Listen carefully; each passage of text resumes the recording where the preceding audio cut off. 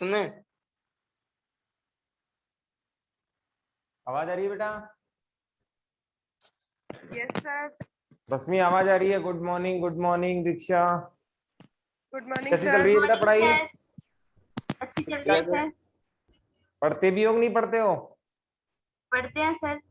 Okay, question answer तक पहुंचे क्या पीछे? Good morning, good morning. Last में क्वेश्चन आंसर तक पहुंचे क्या? हाँ सर। कोई क्वेश्चन अटका?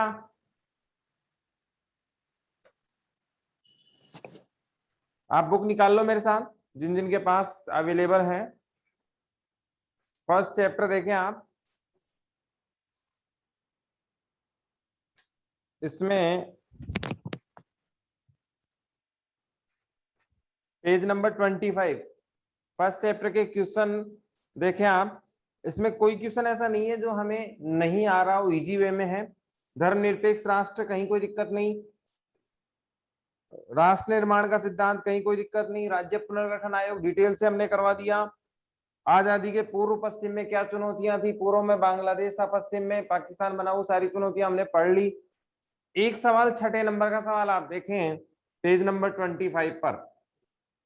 भारत को धर्मनिरपेक्ष राष्ट्र बनाने के लिए नेहरू जी ने किन तर्कों का इस्तेमाल किया? क्या आपको लगता है केवल भावनात्मक और नैतिक तर्क है? अब ये सवाल अपने को ये ध्यान में रखना है कि ये क्या पूछ रहा है। नेहरू जी का कोई कथन इसमें इस प्रकार से नहीं आया है, अपने सिलेबस में कहीं भी इसमें नहीं दिया गया है। बस इतना सा ध्यान रखना है। इसने क्या पूछा है, ये लास्ट की 2 लाइनें पूछी है इसने, आप देख पा रहे हो तो यहां से भावनात्मक और नैतिक तर्क है या नहीं, बस 12 भावनात्मक और नैतिक तर्क है या नहीं ये पूछा है। आप देखें नेहरू जी का एक कथन इसमें केवल यहां दे रखा है।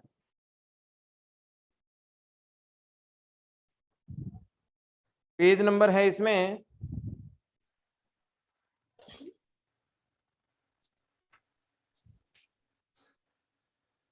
7 पर, और यहां इसको आइडेंटिफाई कर रखा है। ये हमें इसको मॉडिफाई करके लिखना पड़ेगा। क्या कहा, भारत में मुसलमान अल्पसंख्यकों की तादाद इतनी ज्यादा है, हम उनको चाहकर भी नहीं नकार सकते। उनको बुनियादी सुविधाएं और शालीनता वगैरह सब कुछ इनको देना ही पड़ेगा। तो इसका मतलब क्या हुआ कि इस सवाल का आंसर क्या आएगा कि नेहरू जी का जो रिजल्ट था, नेहरू जी का जो निर्णय था, परिणाम जो निकले नेहरू जी के, वो कैसे निकले? सही निकले। अगर नेहरू जी के तर्क का या नेहरू जी के डिसीजन का परिणाम गलत निकलता तो देश का बंटवारा और होता, देश में शांति नहीं होती। उस समय नेहरू जी का जो निर्णय लिया गया था वो भावनाओं के आधार पर नहीं था। सवाल यही कह रहा है, क्या कह रहा है कि भावनात्मक निर्णय था। क्या केवल भाववेश में, अपन कहते हैं ना जोश जोश में निर्णय ले लिया, फिर बाद में पता लगा ये तो बड़ा कठिन काम है। फॉर एग्जाम्पल देखो, हम टाइम टेबल बनाते हैं बड़ा लंबा चौड़ा, कल से मैं पढ़ूंगा, और जब कल पढ़ने की बारी आती है तो इतना बड़ा बना लिया, क्या नहीं, ऐसा नहीं हो सकता। तो ये क्या है, केवल भावनात्मक दिखावे की बात नहीं थी। नेहरू जी का एक प्लानिंग सिस्टम था और सोच समझ कर निर्णय लिया गया था कि हमारे यहाँ अल्पसंख्यकों को भी हम क्या देंगे, पूरा तवज्जो देंगे, कहीं कोई दिक्कत इसमें नहीं आएगी। धर्मनिरपेक्ष राष्ट्र हम तहे दिल से सबको साथ लेकर चलने के लिए बना रहे हैं। बताओ भाई क्या दिक्कत आई इस क्वेश्चन में? निकिता बेटा कोई दिक्कत आ रही है? नंदिनी? No sir. क्लियर हो गया क्वेश्चन? इसमें देखो क्या रहेगा कि आप पीछे के क्वेश्चन जरूर देखें एक्सरसाइज के रूप में। बहुत सारे क्वेश्चन तो मैं आपको देने ही वाला हूं, और पीछे के सवाल अपने को जरूर करने हैं। अगर नहीं आए तो मेरे को व्हाट्सएप पे डाल देना है या मैसेज कर देना है, ताकि मैं उसको नेक्स्ट डे कर दें। इसमें एक आधा सवाल ऐसा आता है जो कहीं ना कहीं अपने टॉपिक से थोड़ा सा हटकर होता है, या वो उन्हीं टॉपिकों का सार पूछने की कोशिश करता है कि आपने क्या पूरे चैप्टर में पढ़ा, उस पे आधारित होता है, यानी कि सारांश के रूप में वो क्वेश्चन होता है। तो इसमें छठा सवाल इसी तरीके का था जो हमने सॉर्ट आउट कर लिया। इसमें एक बिंदु अपना और रह गया और चैप्टर खत्म। वो है महात्मा गांधी की शहादत। महात्मा गांधी की शहादत।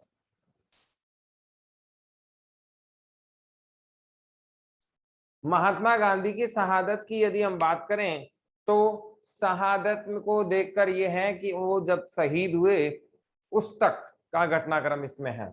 आपने 11th क्लास पढ़ा, उसमें गांधी जी के व्याख्यान हैं, गांधी जी के सिद्धांत हैं, गांधी जी की पूरी जीवनी है, और उसमें गांधी जी ने क्या आजादी के लिए किया वो सारी चीजें हमने डिटेल से पढ़ी हैं। राष्ट्रवाद की भावनाओं में हमने पढ़ी है। आरबीएससी जो पुरानी वाली किताब थी उसमें तो गांधी जी को बहुत लंबा चौड़ा जोड़ा गया था, लेकिन एनसीईआरटी वाली बुक में गांधी जी का बहुत छोटा चैप्टर, बहुत कम बातें हैं। एक टॉपिक ये है, एक आधा कोई बड़ी मुश्किल से मिलेगा, नहीं तो नहीं है। तो गांधी जी का ये वाला बिंदु 4 लाइन का है, बस कुछ नहीं, अपने को यही अभी इसकी को याद करना है। सवाल आ जाए, महात्मा गांधी की शहादत को स्पष्ट कीजिए। तो गांधी जी की 2-3 बातें आपको याद रखनी है। एक तो गांधी जी के अणुव्रत याद रखने हैं।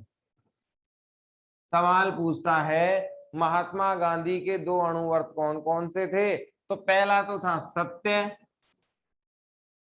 और दूसरा था अहिंसा। ये प्रत्येक बच्चे को याद हो जानी चाहिए। बहुत सिंपल सवाल, और गांधी जी से संबंधित कहीं भी अगर सिलेबस जुड़ेगा तो वहां ये इंपॉर्टेंट सवाल बनता है। सीधा सिंपल सवाल, क्या गांधी जी के अणुव्रत कौन कौन से थे? पहला कौन सा था? सत्य, और दूसरा कौन सा था? अहिंसा। इतना अपने को याद होना ही चाहिए। दूसरा देखें भाई, गांधी जी 15 अगस्त 1947 की यदि हम बात करें, 15 अगस्त 1947 की यदि हम बात करें तो इस दिन गांधी जी आजादी के जश्न में शामिल नहीं थे। ये बात आपको याद रखनी है।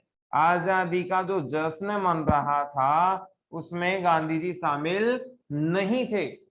तो फिर गांधी जी कहाँ थे? इतनी बड़ी उपलब्धि, देश आजाद, और देश आजाद के बाद गांधी जी अवेलेबल नहीं है। तो ऐसे में बड़ा सवाल निकल कर आया कि गांधी जी थे कहाँ। अब ऐसे में ये बात हमें ध्यान रखनी है कि हमने दंगे पड़े थे विभाजन के टाइम में, बहुत त्रासदी हुई थी, हिंदू मुसलमानों को मारा गया था, काटा गया था। ये सारी सिचुएशन हम पहले ही पढ़ चुके हैं। गांधी जी जानते थे, आप जानते हैं, गांधी जी का एक प्रमुख सिद्धांत आधारित है अहिंसा पर। गांधी जी ने आजीवन किसका समर्थन किया? अहिंसा का समर्थन किया। और एक बात और भी ध्यान रखना, आप आपके सिलेबस में तो नहीं है लेकिन इंपॉर्टेंट कथन है, गांधी जी ने तो यहां तक कह दिया था कि यदि मुझे हिंसा के माध्यम से आजादी मिले तो मुझे ऐसी आजादी चाहिए ही नहीं। आप सोच सकते हैं कितनी बड़ी बात कह रही है, कहा है गांधी जी ने, यदि मुझे हिंसा के माध्यम से, हिंसा के माध्यम से क्या मिले? आजादी मिले, माध्यम से आजादी मिले, तो मुझे ऐसी आजादी नहीं चाहिए। आप सोच सकते हो गांधी जी कितनी बड़ी बात कह रहे हैं कि अगर मुझे हिंसा से आजादी मिले तो मुझे ऐसी आजादी नहीं चाहिए। आप सोच सकते हो अहिंसा के परम पुजारी कौन है? गांधी जी हैं। और इनके 2 अणुव्रत कौन से हैं? सत्य और अहिंसा हैं। जब इन्होंने अहिंसा का इतना जबरदस्त विरोध किया, सॉरी हिंसा का इतना जबरदस्त विरोध किया, तो आजादी के जश्न के समय जब जो हिंसा चल रही थी उस हिंसा को गांधी जी कैसे एक्सेप्ट कर सकते थे? ये बात हम समझ सकते हैं कि गांधी जी किसी भी प्रकार की हिंसा का समर्थन कर ही नहीं सकते। इसीलिए गांधी जी ने आजादी के जश्न में शामिल ना होकर सीधे कहां गए? कोलकाता गए। सीधे कहां गए? कोलकाता चले गए। कलकत्ता भी बोलते हैं अपन देसी भाषा में। कोलकाता गए, वहां पर क्या हुआ था? हिंदू मुसलमान दंगे हुए थे। हिंदू मुसलमान दंगे हुए थे, और गांधी जी के दिल पे एक ये जख्म की तरह थे कि आजाद देश में ऐसा क्यों हो रहा है? क्या हमने इसलिए आजादी प्राप्त की थी क्या हम इस हिंसा को अपनाने के लिए आजादी की तरफ जा रहे थे? इसीलिए गांधी जी ने आजादी के जश्न को तो छोड़ा और सीधे कहां पहुंच गए? कोलकाता। अब आप इसका दूसरा फैक्टर देखें, गांधी जी कोई सामान्य नागरिक नहीं थे, इनका जो फॉलोवर सिस्टम था या जो इनके अनुयायी थे एक बड़ी संख्या में थे। आपने पढ़ा होगा स्वतंत्रता संग्राम के आंदोलन में कि गांधी जी को जब गिरफ्तार किया गया तो अंग्रेजों प्रेशर में आ जाते थे क्योंकि उनके अनुयायी बहुत ज्यादा थे। कोलकाता जब गांधी जी पहुंचते हैं तो इनका प्रभाव दोनों ही लोगों पर था, हिंदुओं पर भी था तो मुसलमानों पर भी था। जैसे ही ये सूचना पहुंची कि गांधी जी कहाँ आ गए हैं? कोलकाता, तो यहां पर क्या आ गई? शांति आ गई। क्या आ गई? शांति आ गई। लोग बाग कहाँ पहुंच गए? अपने घरों में पहुंच गए। और गांधी जी के प्रभाव के कारण कोलकाता में कहीं ना कहीं क्या आ गई? शांति आ गई। लेकिन ये शांति कुछ समय के लिए रही। शांति क्या रही? कुछ समय के लिए रही और वापस यहाँ क्या आने लग गई? हिंसा होने लग गई। अब गांधी जी कोलकाता से कहाँ आते हैं? दिल्ली। सेम काम यहां भी हुआ था, वही दंगे। किसके? हिंदू मुसलमानों के दंगे, जिसे आप पुरानी दिल्ली कहते हैं। देखो, दिल्ली, न्यू दिल्ली और पुरानी दिल्ली में अंतर क्या? जो लाल किला, राजघाट वगैरह जो पुराने एरिया हैं, जैसे अपन जयपुर की बात करें, जो परकोटे के भीतर जयपुर है वो पुराना जयपुर, बाहर बस गया वो नया जयपुर। ऐसे ही नई मुंबई, पुरानी मुंबई, नई दिल्ली, पुरानी दिल्ली। तो दिल्ली का जो पुराना क्षेत्र था उसमें मुस्लिम बाहुल्य कई बस्तियां थी, तो वहां हिंदू मुसलमानों के दंगे हुए और गांधी जी इसलिए यहाँ गए ताकि यहाँ भी क्या आ जाए? शांति आ जाए। अब आप देखें, कोलकाता में पहले क्या आई? शांति, लेकिन तुरंतवादी क्या आ गई? वापस गांधी जी के रहते रहते ही वहां हिंसा हो गई। इसीलिए गांधी जी ने वहां रुकना सही नहीं समझा कि हिंसा के वो समर्थक नहीं थे। फिर वो कहाँ आ गए? दिल्ली आ गए। दिल्ली में भी क्या हुए थे? दंगे हुए थे। गांधी जी ने यहाँ प्रार्थना सभा की। क्या की? प्रार्थना सभाएं की। शाम को बैठते थे, संध्या बंदन भी आप उसे कह सकते हैं, इवनिंग मीटिंग भी कह सकते हैं, है ना, गॉड प्रे भी कह सकते हैं। प्रार्थना सभाएं गांधी जी करते थे, उसमें उनके अनुयायी आते थे। अब इसमें अगर हम देखें तो दंगों पर इसका प्रभाव पड़ा। दंगों पर इसका क्या प्रभाव पड़ा? जैसे ही गांधी जी दिल्ली आए, दंगे यहाँ पर शांत हुए। लेकिन अब एक यहाँ स्टोरी हमें अलग से पढ़नी है। आप जानते हैं भारत पाकिस्तान का विभाजन का आधार क्या था? धर्म था। क्या था? धर्म। दो देश बनेंगे, एक कौन सा बनेगा? पाकिस्तान, और दूसरा कौन सा बनेगा? भारत। भारत किस धर्म का होगा? हिंदू धर्म का। और पाकिस्तान किस धर्म का होगा? मुस्लिम धर्म का। ये बात हमने तो पहले ही पढ़ ली थी भाई, कि मुस्लिम धर्म वाले कहाँ जाएंगे? पाकिस्तान जाएंगे। हिंदू धर्म वाले कहाँ रहेंगे? भारत में रहेंगे। बड़ा सवाल यहाँ क्या था वो आप देखें। भारत क्या देगा? आर्थिक सहायता देगा। क्या देगा? आर्थिक सहायता देगा। किसको देगा? पाकिस्तान को देगा। आपने बहुत बार डायलॉग सुना होगा पाकिस्तान में, है ना, सनी देओल की मूवीज में सुना होगा कि हमने भाई पैसा दिया तब तो आपके त्रिपाल वगैरह आए थे, कुछ खाने पीने का राशन आया था। तो जब आजाद भारत हुआ तो हमने ये उनको वचन दिया था, आजादी की शर्तों में शामिल था कि हम आपको क्या देंगे? आर्थिक सहायता देंगे। क्योंकि देश कैसा बन रहा है? नया बन रहा है और इसके पास तो कुछ था ही नहीं। पेन, टाइपराइटर, बुक, सब कुछ, एवरी पॉसिबल चीज। ये बलराम कौन है भाई? बंद करो, ये आवाज बंद करो इसकी।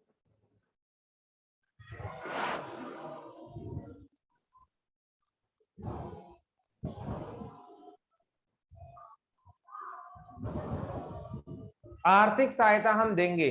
आप समझ सकते हैं उनके पास तो कुछ था ही नहीं, बिल्डअप हो रहा है, नेशन बिल्डअप हो रहा है।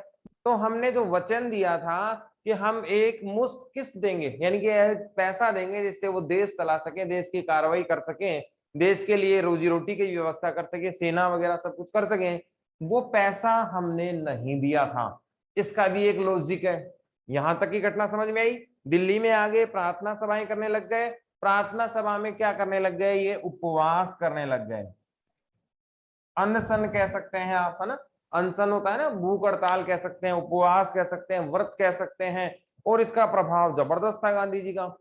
उसका कारण मैं आपको बता रहा हूं। पहला कारण तो आपके समझ में आया कि गांधी जी ने ये कहा कि भाई आर्थिक सहायता जो पाकिस्तान को दी जाने वाली है वो तुरंत दी जाए, क्योंकि उनका नया देश बना है और उनको खाने पीने की कोई व्यवस्था नहीं है, उनको देश चलाने की कोई व्यवस्था नहीं है, इसीलिए उनको तुरंत पैसा दिया जाए।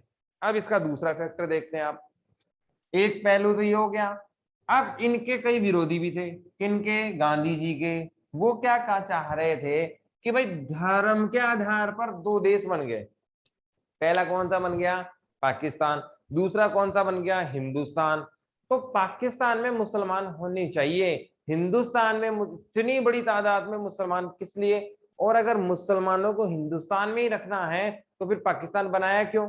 सवाल जायज है। आप देखें, आधार क्या था, धर्म। सभी हिंदू कहाँ रहेंगे, हिंदुस्तान में। मुसलमान कहाँ रहेंगे, पाकिस्तान में। तो फिर जब पाकिस्तान बना ही धर्म के आधार पर है तो सभी मुसलमान कहाँ होने चाहिए थे, पाकिस्तान में होने चाहिए थे। इसीलिए गांधी जी का विरोध हो रहा था, क्योंकि गांधी जी ने क्या कहा इसके लिए वो आपको सुनना चाहिए। गांधी जी ने कहा कि भारत समान नागरिकता और अधिकार, समान नागरिकता और अधिकार किनको दे, मुसलमानों को दे। दो कारण समझ में आए। पहला तो कारण क्या था कि गांधी जी आर्थिक सहायता दिलवाना चाह रहे थे, किसको, पाकिस्तान को। इसका भी एक नेगेटिव फैक्टर है, वो भी अभी देखते हैं। दूसरा क्या कहा कि मुसलमानों को गरिमापूर्ण जीवन, इसके लिए एक शब्द आप लिख सकते हैं, गरिमापूर्ण जीवन। गरिमापूर्ण जीवन का मतलब हो गया रेस्पेक्टफुली लाइफ, इज्जत के साथ जीने का कार्य उनको मिलना चाहिए। ये बात किसने कही, गांधी जी ने कही। तो जो इनके विरोधी थे दूसरे फैक्टर के, ऐसा थोड़ी था कि गांधी जी के सभी समर्थक थे।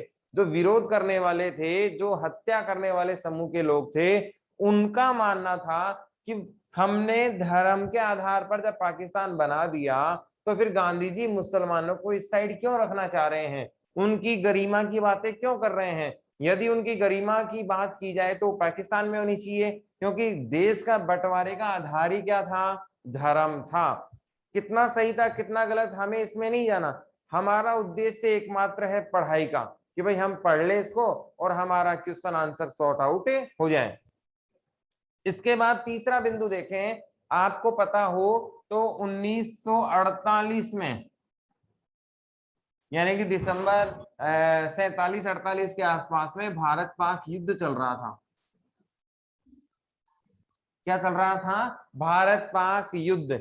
आपने 11th क्लास में पढ़ा था, जम्मू कश्मीर कबायली हमला वाली बात हमने पढ़ी थी, और फिर हमने भगा दिया था हरी सिंह जी से कॉन्ट्रैक्ट करके, जम्मू कश्मीर का विलय हमने कर लिया था। इधर तो पाकिस्तान हम पे हमला कर रहा है, गांधी जी इधर से उनको आर्थिक सहायता दिलाना चाह रहे हैं। देश के तात्कालिक प्रधानमंत्री नेहरू जी ने गांधी जी से कहा कि महात्मा जी, यदि हम पैसा देते हैं पाकिस्तान को तो वो हथियार खरीदेगा और हमारे खिलाफ क्या करेगा, फिर हथियारों का इस्तेमाल करेगा। इसीलिए पाकिस्तान को हमें अभी पैसा नहीं देना चाहिए। जो देश हम पे हमला कर रहा हो और हम उसे पैसा दें, ये बात कुछ समझ में नहीं आती। लेकिन गांधी जी अपनी बात पर अड़े रहे और मजबूरी में हमें पैसा भी देना पड़ा। और इन सब बातों के कारण गांधी जी का क्या था, विरोध था। दो तो हमने प्लस पॉइंट पढ़े, 3-4 हमने नेगेटिव पॉइंट पढ़े। अब गांधी जी के जो विरोधी थे वो थे अतिवादी। अतिवाद आप समझते हो, किसी विचारधारा का कठोर अनुसरण करना। इनको मारने वाले का नाम था नाथूराम विनायक गोडसे, ये आपको याद रखना है, ठीक है। नाथूराम विनायक गोडसे ने गांधी जी को 30 जनवरी 1948 में 2 गोली मारकर गांधी जी की हत्या कर दी। और गांधी जी के जो अंतिम शब्द थे वे थे हे राम। और एक पुण्य आत्मा का स्वर्गलोक आगमन हो गया, स्वर्गलोक प्रस्थान हो गया। ये बात समझ में आई। इसे ही हमने क्या कहा, महात्मा गांधी की शहादत कहा। 1 मिनट में मैं इसको वापस रिपीट करता हूं, फिर से देखना। हम क्या पढ़ रहे थे, टॉपिक महात्मा गांधी जी की शहादत। देश आजाद होते ही क्या होना शुरू हो गए, दंगे होना शुरू हो गए। गांधी जी आजादी के जश्न में शामिल नहीं थे, क्योंकि उनका बहुत बड़ा जो नियम था उसका उल्लंघन हो रहा था। यह यूं कहे उनकी आत्मा पे एक बोझ था कि देश आजाद होने पर तो हिंसा होनी ही नहीं चाहिए। और इसीलिए वो कहाँ चले गए, कोलकाता। वहां क्या हो रहे थे, हिंदू मुसलमान दंगे हो रहे थे, उनको शांत कराने के लिए गांधी जी वहां गए थे। उनके जाने पर वहां क्या आई, शांति तो आई, लेकिन कुछ समय के लिए आई। गांधी जी के कोलकाता रहते रहते ही वापस क्या हो गई, हिंसा हो गई। जो लोग घरों में वापस चले गए थे वो वापस हिंसा के लिए आ गए। गांधी जी को ये बात सहन नहीं हुई। गांधी जी कहां से कहां गए, कोलकाता से दिल्ली आ गए। दिल्ली में भी क्या हुए थे, दंगे हुए थे। लेकिन गांधी जी का प्रभाव यहाँ भी पड़ा। कुछ लोग शांति की तरफ गए, प्रार्थना सभाओं में आने लगे, शांति बढ़ने लगी। लेकिन गांधी जी फिर यहाँ उपवास पर बैठ जाते हैं। कारण क्यों, ये समझ में आ ही रहा है कि जो विरोधी लोग थे वे ये कह रहे थे कि भाई गरिमापूर्ण जीवन मुसलमानों को जीने का अगर अधिकार दिया है तो पाकिस्तान में देना होगा, भारत में क्यों दिया जा रहा है। ऐसी स्थिति में जब पाकिस्तान हम पर हमला कर रहा है, पाकिस्तान को आर्थिक सहायता क्यों दी जाए, क्या कारण है। जो देश हम पर हमला कर रहा है उसे पैसे क्यों दिए जाएं, ये भी बड़ा सवाल था। और कई लोग गांधी जी के विचारधारा के विरोधी भी थे। उनका मानना था कि जिस प्रकार मुसलमानों ने हिंदुओं को मारा है, काटा है, जबरन लूटमार की है, तो हिंदुओं को बदला लेना चाहिए। कुछ लोग जो अतिवादी थे वे किसकी बात कर रहे थे, बदले की बात कर रहे थे। और गांधी जी के अनुसरण में तो ये संभव है ही नहीं। ऐसी स्थिति में हम सोच सकते हैं ये बलराम कौन है भाई, साहिल सिंह, म्यूट करो आप वीडियो। ये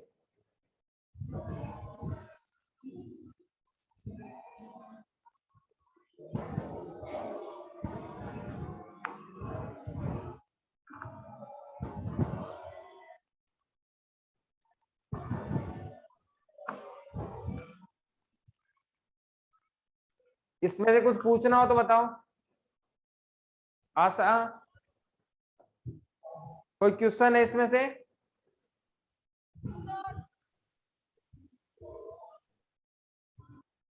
किसी को भी कुछ पूछना हो तो मेरी तरफ से ये चैप्टर कंप्लीट है, फर्स्ट चैप्टर कंप्लीट है। आपको इसको एक बार कंप्लीट चेक करना है, कहाँ कोई टॉपिक रह नहीं गया हो। मैंने एक एक चीज देख के इसको कंप्लीट कर दिया है। फिर भी आपको एक बार चेक करना है कि कोई बिंदु रह तो नहीं गया हो, कहीं कोई बात रही हो तो बताओ। लोकेश, राहुल, समझ में आ रहा है?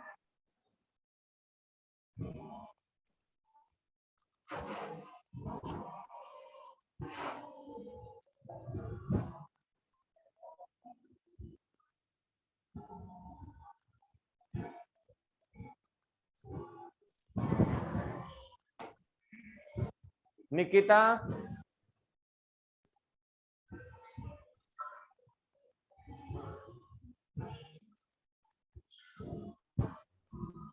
कुछ पूछना है बेटा इसमें से?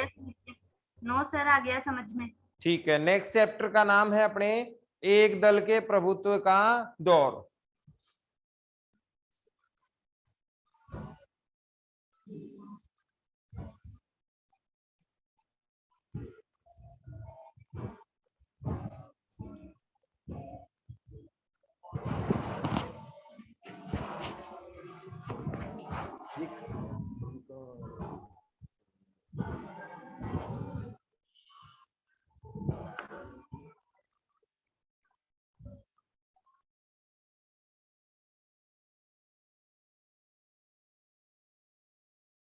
एक दल के प्रभुत्व का दौर, यहाँ एक चैप्टर अपना कंप्लीट। दूसरे चैप्टर का नाम है एक दल के प्रभुत्व का दौर।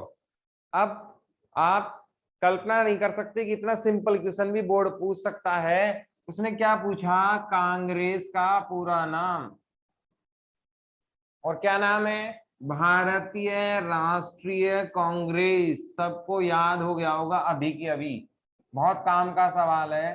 भारतीय राष्ट्रीय कांग्रेस कब बना था, 28 दिसंबर 1885 में। ये नहीं भी याद हो तो कोई बात नहीं है, 1885 तो याद होना ही चाहिए।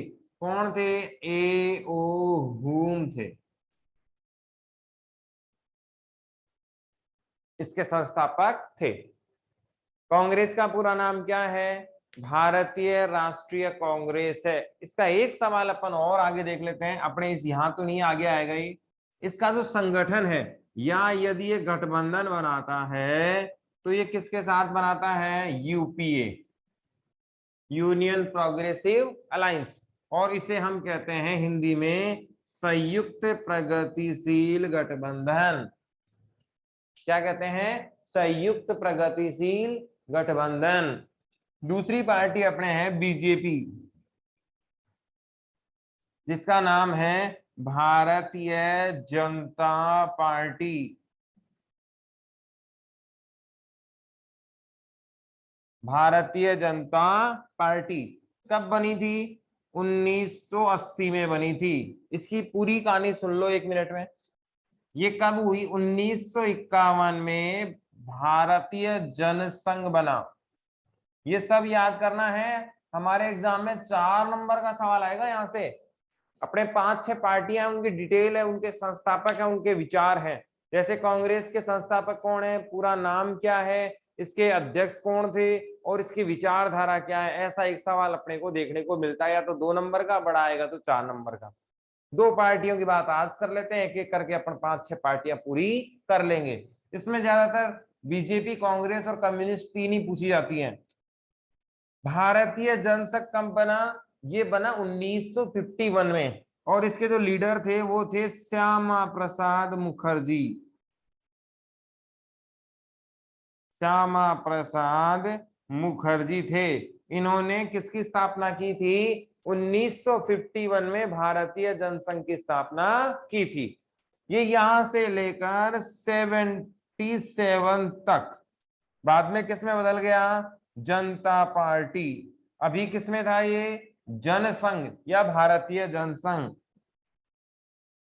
आपको कुछ याद अगर आ रहा हो तो मोरारजी देसाई का नाम अपन ने 11th क्लास में सुना था। संपत्ति का अधिकार हटाया गया था, आपको याद हो तो। 44वां संविधान संशोधन 1978 में हुआ था, आपको याद हो तो। और संपत्ति का अधिकार 301 में जोड़ा था, किसने जोड़ा था, मोरारजी देसाई जी साहब ने जोड़ा था। तो शुरुआत में क्या बना, जनसंघ बना, जिसके संस्थापक कौन थे, श्यामा प्रसाद मुखर्जी। कब बना, 51 में बना। बाद में ये किस में बदल गया, जनता पार्टी में बदल गया। कब बदला, 77 में। और यहाँ के बाद 1980 में आपकी आ गई बीजेपी, भारतीय जनता पार्टी। यहां से एक सवाल और आता है, हिंदुत्व की राजनीति कब अपनाई। आप सब हम क्या हैं, हिंदुत्व हैं, हिंदू हैं, और हिंदुत्व की राजनीति कौन सी पार्टी करती है, बीजेपी। वैसे मैं धर्म में विश्वास नहीं रखता हूं, हम सब एक है, चाहे हिंदू, मुसलमान, सिख, ईसाई, जैन, कोई भी हो। हमारा एक ही धर्म है, इंसानियत, मानव का, इसके अलावा कोई धर्म नहीं है, और होना भी नहीं चाहिए। क्योंकि पाकिस्तान से ज्यादा मुसलमान तो हमारे देश में है, तो फिर भेदभाव किस बात का। और जब ऊपर वाले ने हमें बनाने में भेदभाव नहीं किया, तो हम और आप कौन होते हैं भेदभाव करने वाले।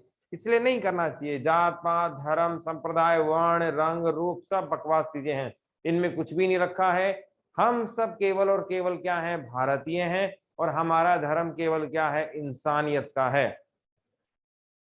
देखें 51 में क्या बना, जनसंघ बना। जनसंघ के बाद क्या लीडर कौन थे, श्यामा प्रसाद मुखर्जी। और उसके बाद जनता पार्टी कब आई, 77 में आई। और बीजेपी कब आई, 80 में। और हिंदुत्व की राजनीति किसने अपनाई, बीजेपी ने अपनाई 86 में। और आप जानते हो रथ यात्रा फिर किसने निकाली, आपके एल के आडवाणी, लाल कृष्ण आडवाणी ने निकाल ली और फिर सत्ता में आने का मार्ग भी इनका यही रहा।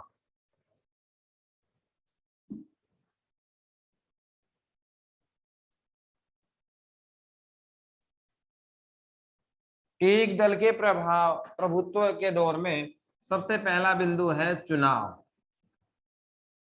आप कल्पना कीजिए कि आपका जन्म 1951 में, आप 18 साल के हो चुके हो और उस जमाने में चलते हैं आज, और उस जमाने में जब चलेंगे तो आप कल्पना करें कि शिक्षा का लेवल क्या होगा। आज अगर आपको कोई कहे कि भाई हम वोट देने चलते हैं, तो आपको लगता है क्या आप उससे एग्री होंगे? नहीं, पहले अपना काम करेंगे, फिर वहां लाइनों में कौन लगे, कौन स्लिप ले, और हमें क्या मिलेगा। सबसे बड़ा फायदा क्या है कि अपना लोग देखते हैं। अब ऐसे में जब अपना फायदा कुछ हो ही नहीं रहा डायरेक्ट रूप से, इनडायरेक्ट रूप से तो हो रहा है, लेकिन डायरेक्ट रूप से जब फायदा हो ही नहीं रहा, तो फिर ऐसे में हम लोग कैसे वो मतदान करने जा सकते हैं। अब आप कल्पना कीजिए 51 में कन्विंस करना कितना मुश्किल था।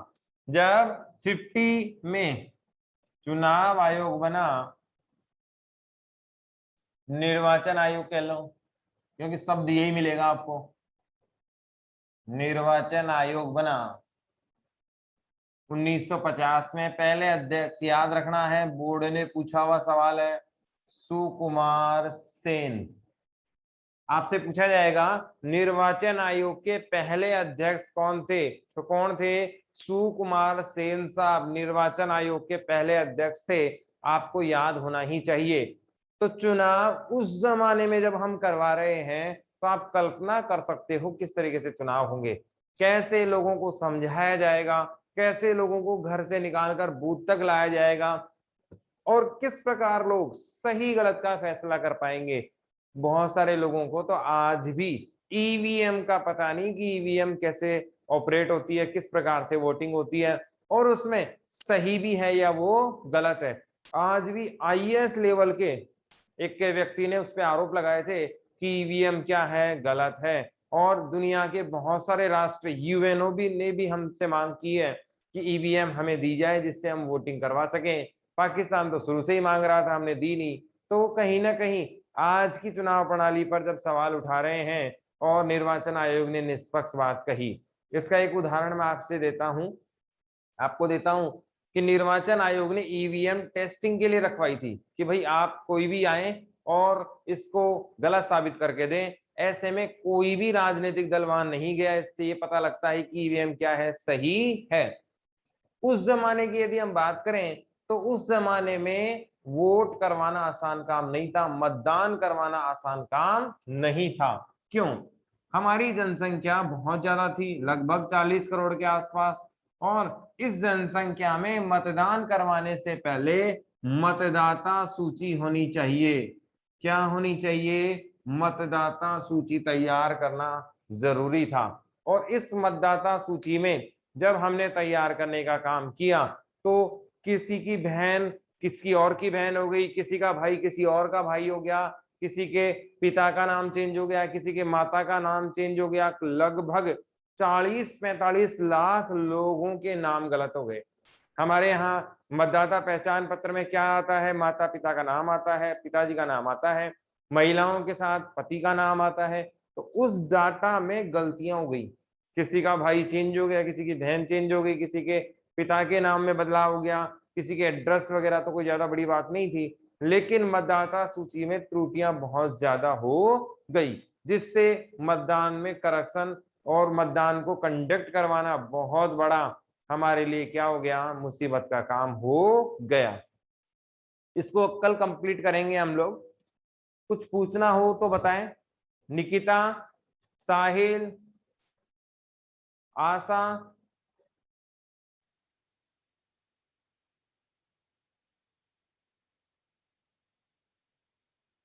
ठीक है। सवाल बताएं आप।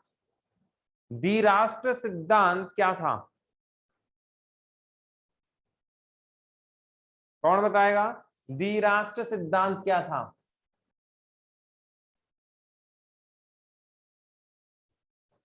साहिल, ये हैंड का सिंबल भेज रहे हैं। बताएं भाई, आप बताओ साहिल क्या था द्विराष्ट्र सिद्धांत? जल्दी करें, ऑफ होने वाली क्लास। अर्जुन, दीपक, मीणा, कोई भी बताओ। दीक्षा, द्विराष्ट्र सिद्धांत के बारे में बताओ कोई भी।